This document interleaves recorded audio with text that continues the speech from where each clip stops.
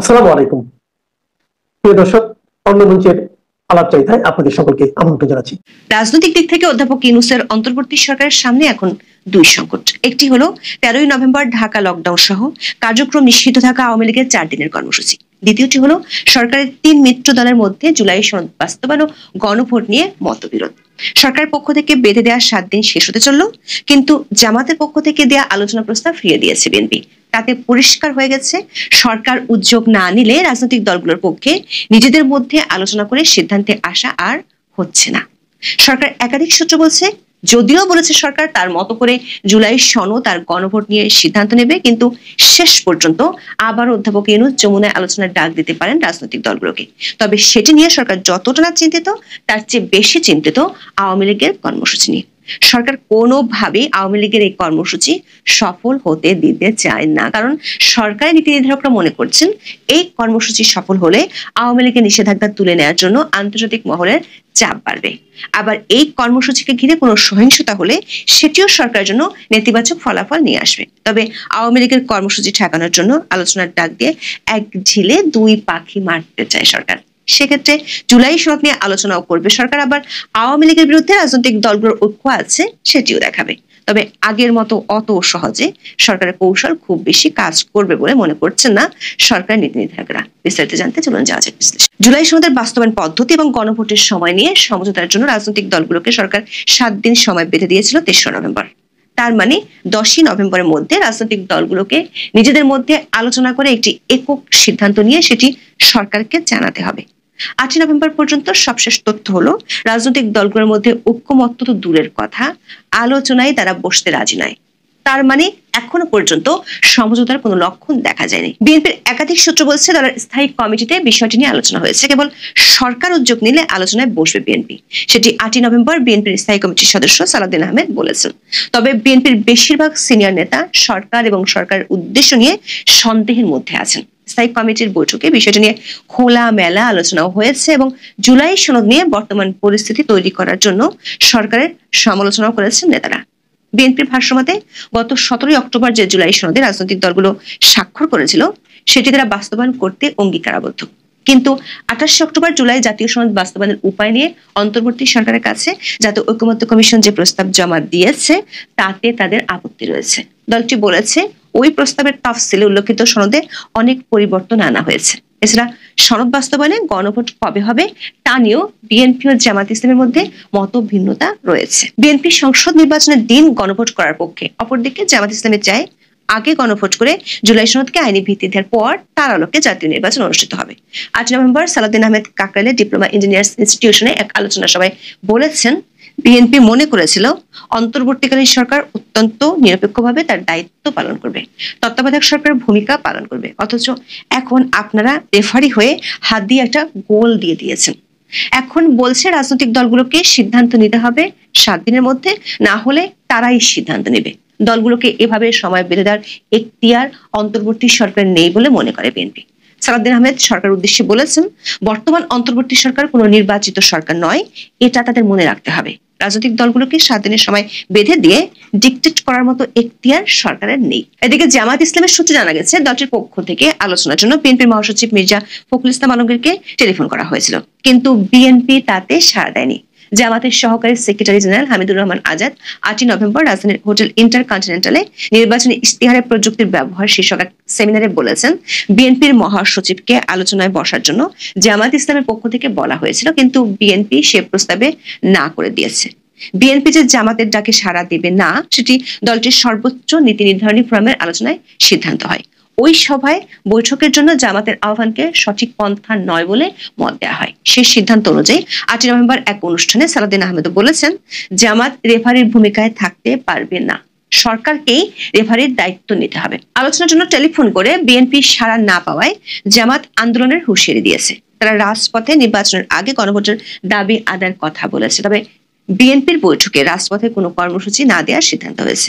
এদিকে সরকার সমর্থিত Kings party এনসিপির সাথে বিএনপির অনানুষ্ঠানিক আলোচনা হলেও তাদের গতিবিধি নিয়ে বিএনপির সন্দেহ কমছে না, কারণ এনসিপির পক্ষ থেকে গণভোট কবে হবে সেটি নিয়ে খুব বেশি মাথা ব্যথা নেই। তবে জুলাই সনদে নোট অফ ডিসেন্ট থাকতে পারবে না বলে এনসিপি জানিয়ে দিয়েছে, যেটির ঘোর বিরোধী বিএনপি ও সমমনা দলগুলো।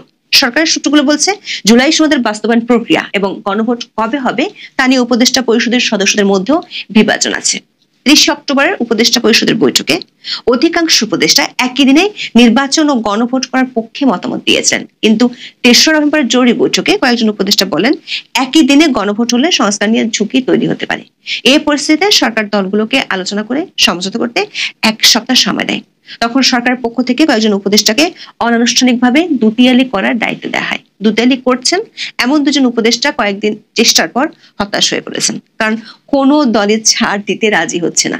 সরকার সূত্রগুলো বলছে বিষয়টা নিয়ে পরবর্তী উপদেষ্টা পরিষদের বৈঠকে আলোচনা হতে পারে। এখন সরকারের কাছে 2টো অপশন আছে। এক, সরকার নিজ উদ্যোগে রেফারির ভূমিকা নিয়ে আবারও রাজনৈতিক দলগুলোর সাথে আলোচনা শুরু করা। 2, কোনো আলোচনা না করে সরকার নিজের মতো করে জুলাই সনদের বাস্তবায়ন প্রক্রিয়া ঘোষণা করে দেয়া। সরকারের নীতি নির্ধারণী মহল 2টো অপশনই ভেবে রেখেছে, তবে সরকারের পক্ষ থেকে শেষ পর্যন্ত আলোচনার ডাক দেয়া হতে পারে এমন সম্ভাবনা বেশি বলেই মনে করেন রাজনৈতিক দলগুলোর সাথে দুতিয়ালি করা উপদেষ্টারা। সেক্ষেত্রে সরকার 3টি রাজনৈতিক দল বিএনপি, জামাত ইসলামী ও এনসিপি কে একসাথে খুশি করার প্রক্রিয়া নিয়ে ভাবছে। দর্শক, জুলাই সনদ বাস্তবায়নের উপায় নিয়ে গত 27 অক্টোবর 2টি সুপারিশ সরকারের কাছে জমা দেয় জাতীয় ঐক্যমত্য কমিশন। কমিশনের দ্বিতীয় প্রস্তাবের আলোকে সরকার জুলাই জাতীয় সনদ বাস্তবায়নের আদেশ জারি করতে পারে।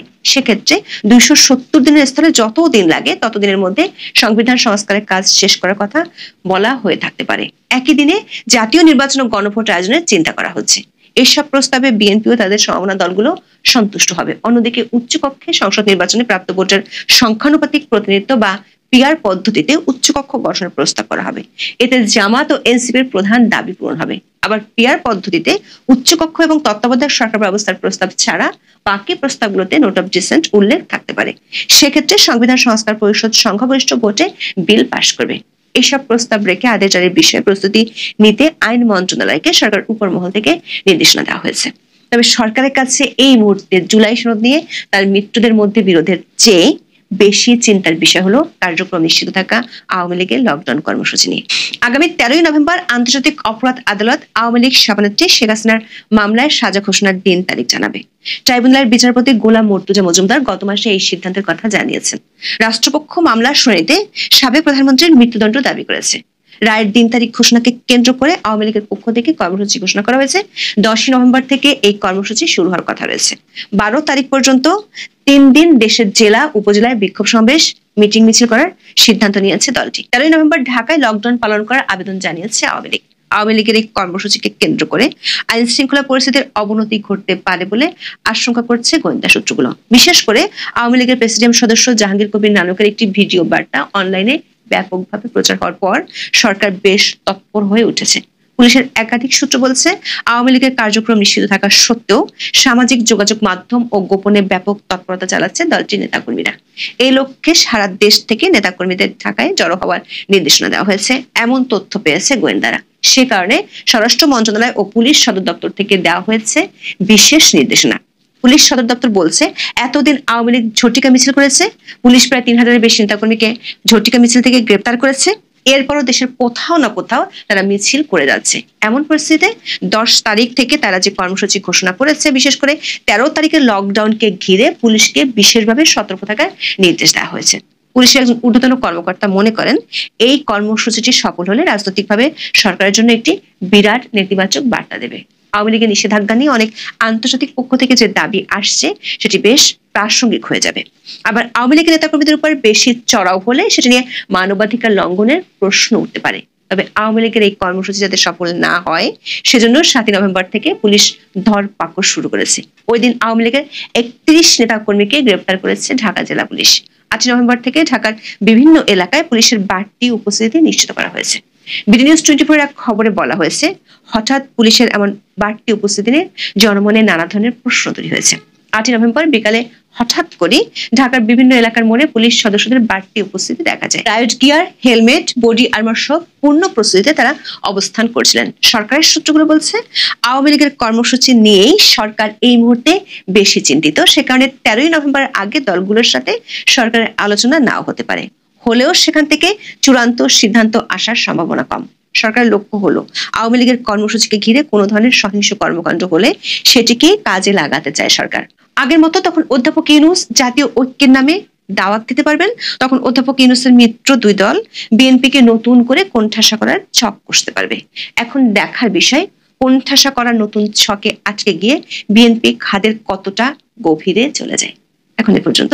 আজকে আপনারা জানেন যে ব্রিটেনের সবচাইতে জনপ্রিয় যে পত্রিকাগুলো আছে এবং ওয়ার্ল্ড ওয়াইড যেটার দিকে মানুষ তাকিয়ে থাকে সেটি এরকম একটি পত্রিকার নাম হচ্ছে ফাইন্যান্সিয়াল টাইমস।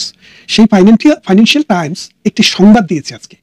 সেই সংবাদটির শিরোনাম হচ্ছে যে বাংলাদেশে যে জেনজি আন্দোলন, যে বিপ্লব, রেভলিউশন, সেটা কি ব্যর্থ হতে চলেছে? খেয়াল করে দেখেন পৃথিবীর কোথায় কি ঘটছে, কোথায় কি হচ্ছে, কোথায় কি হবে, এই বিষয়গুলা বাংলাদেশ যেভাবে দেখে বিশ্ব মিডিয়া, বিশ্ব সমাজ তার চেয়ে আরো গভীরভাবে অবলোকন করে। এখন আজকের শিরোনামটি কেন এটা হলো যে জেনজিরা কি বাংলাদেশে পরাজিত হয়ে গেল? এর কারণ হচ্ছে জেনজিদেরকে বাংলাদেশে যে আন্দোলনটি করতে সহযোগিতা করেছে, কারা করেছে? আমেরিকার ডিপ স্টেট। এটি আমরা কখন জানলাম? প্রথম জানলাম এই আন্দোলনেরও 6 মাস আগে প্রধানমন্ত্রী শেখ হাসিনা সংসদে দাঁড়িয়ে বললেন যে আমেরিকার ডিপ স্টেট বাংলাদেশের ভূখণ্ডের একটি অংশ চায়। কেন চায়?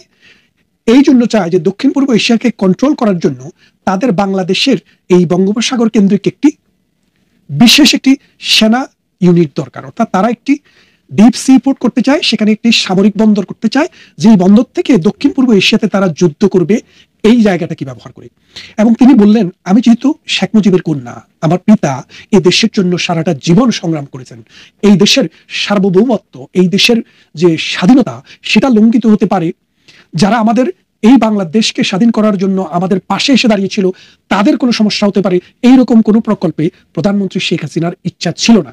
যার কারণে তিনি বলেছিলেন আমাকে তারা ক্ষমতায় রাখতে চায় যদি আমি তাদের কথায় রাজি হই। তিনি রাজি হন নাই, তাই তারা ভিন্ন পথ খুঁজতে শুরু করলেন। আর এই ভিন্ন পথ ডোনাল্ড ট্রাম্প ক্ষমতায় আসার পর প্রথম দিনে বললেন কি, যে এই বাংলাদেশে আন্দোলনের জন্য, এই জেনজিদের বিপ্লবের জন্য বাংলাদেশের ভিতর দিয়ে আসলো $21 মিলিয়ন, আর ইন্ডিয়া থেকে আসলো $29 মিলিয়ন। ইন্ডিয়ার ভিতর দিয়ে মোট $50 মিলিয়ন শুধুমাত্র খরচ করা হয়েছে অল্প একটু সময়ে এই আন্দোলনটাকে সাকসেস করার জন্য।